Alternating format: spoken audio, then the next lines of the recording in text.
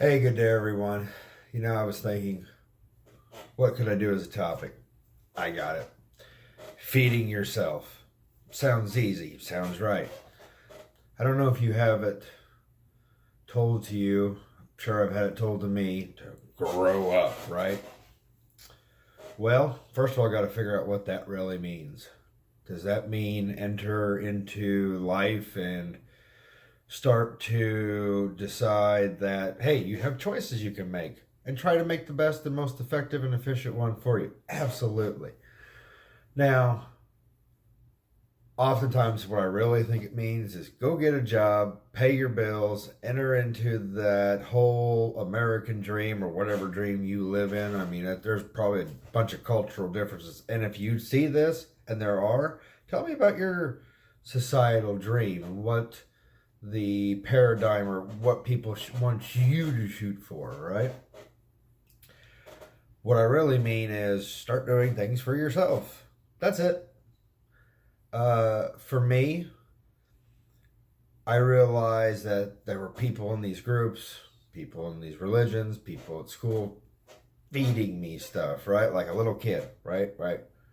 Probably should have got a spoon, but we'll use this as an example, just. Instead, what I started doing was getting up every day and feeding myself. YouTube, great example, because you made a decision to come to this channel. You made a decision to watch this video. Hopefully there is something that I can give. And if you'd like, throw some comments and give something back. Let's have an exchange of ideas. Don't know if I ever was a great person who practiced really thinking. So the cool thing about starting to feed yourself is you can start to steer the course of your life. What do I mean by that? You get to start practicing being the cause rather than the effect. Okay? So let's say I go to, a church and I listen to the pastor, even in good faith, the pastor's still feeding me, you know. I guess I made a decision to be there, so that is some progress. Here we're going to look at our little progress. I'm at least on the chart, right? But how about I start to do things for myself that improve the quality of my existence? Uh, Here's one of my little devices. The great thing about this is if you get an idea, you hear something on YouTube, you can go immediately to that, pull it down, get that. And let me say this, one of the best drugs in the world by far is books, because you don't get arrested. Most of the time you don't get having to deal with the law and enforcement thereof. And you get to really practice thinking and start to develop sort of an inner awareness and an inner sense of like an inner community. That's a good way to put it. I think we all look for external communities. However, one thing that I noticed myself, especially in the beginning of my recovery and discovery, was that there was a lot of noise. So if my mind was like, just say a house, or it's a mansion or a castle or a tiny house, whatever you want it to be, by going somewhere quiet. And for me, it was just driving in a car and turning the radio off. Simple, right? And doing this, driving back and forth to go to 12-step meetings. I heard the insanity that was in there. Part of me at one point probably thought it would have been best to just blow it all up, start fresh. Well, started getting the junk out, and I'll talk about getting the junk out at a later time. That's sometimes what we call inventory and a cathartic discussion about it. So I started realizing that there was now some space. And so I started reading something spiritual in nature. William James, and I'm going to really kind of discuss his ideas more than any quote. Spiritual at the time when being the first American psychologist, Spiritual meant metaphysical or after the physical, things we don't know. You know, the idea of maybe a creator, the idea of an afterlife, things of that sort. Probably more than that, really. Just those are the ones off the top of my head. But he also meant the realm of the cognitive or the psychological or just the mental. Okay? The mind and the spirit. And so I started reading something, the spiritual in nature, that was improving the quality of here. You know, if my mind is a palace, is a castle, is a mansion, is a house, I want a good, solid, firm foundation. And so that's what I started doing. I started reading things that gave me that foundation. Really, here's for me, the underlying two things. Number one, can it improve the quality of my existence? It's always what I'm looking for.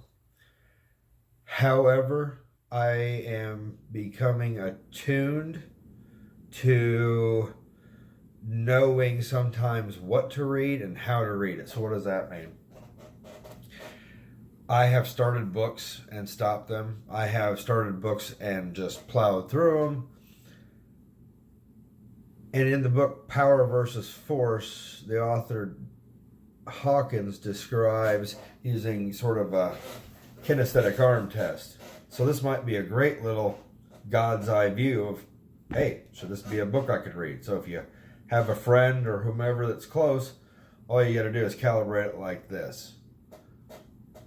So you do this. This is the other person's hand. Say your name. You're gonna realize it's really hard to push down on it, right? Now, if you said somebody else's name, it'd be a lot easier to push down. Same thing with books. Hey, maybe you walk into a bookstore and goes, should I go left today or should I go right? Should I go left? Should I go right? There you go. And you start your journey that way. Start narrowing things down. For me, I can really feel an intuitive sense, and sometimes it's. I remember seeing The Way of the Seal by Mark Divine, an excellent read, and I just knew it just glowed at me. Like my shirt's blue. This book was really, really blue, and it stood out. There, I guess it'd be the same of seeing a beautiful woman just standing out. And it's not just about the beauty, but there's something really intrinsically sacred and awe and magical, and you just got to find out what that is. Start to try it out. Maybe you won't always do it. Maybe you will. You know, see what works for you. I get up every morning, and I'm probably just finally in 8 years over not doing this on two hands. However, get up every morning, I read something that improves the quality of my day, and it's like tuning a radio. For a lot of us, I think this will make sense to us. It's like we get up in the morning, and if we really were to be quiet and still, nobody's around and nothing's on, what we would notice, at least what I noticed, was it's like going into your car when you were out partying the night before and the radio's still jammed up, and you turn on the car and you get that shock. That's what it's like to wake up for a lot of us every single day.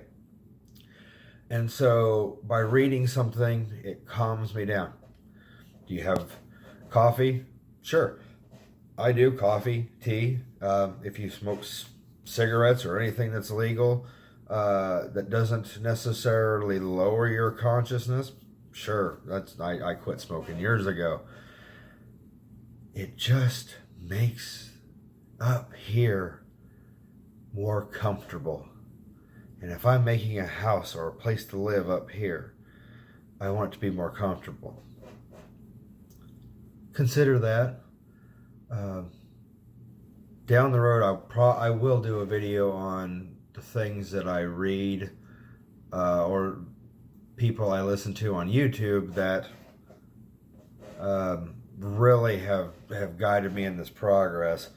Real quick, I'll give a couple though. Eckhart Tolle, Iraj D. Bazar, Ken Wilber, Thomas Keating, Terence McKenna, Tom Campbell, Jordan Peterson. not anything political. I mean, anything that doesn't make me feel scared or angry, that makes me feel good and improves what I know. Oftentimes people tell us to keep it simple. That's great at first, but part of what I'm going to say to break through this glass ceiling is it's going to be insufficient to be simple for too long. If we be simple, then we're simple-minded. Now, what I'm saying is, here's what I'll make the difference real quick. Don't be complicated. Be complex, okay? Start growing your webbing of your knowledge. And our minds, things can look like intricate webbing.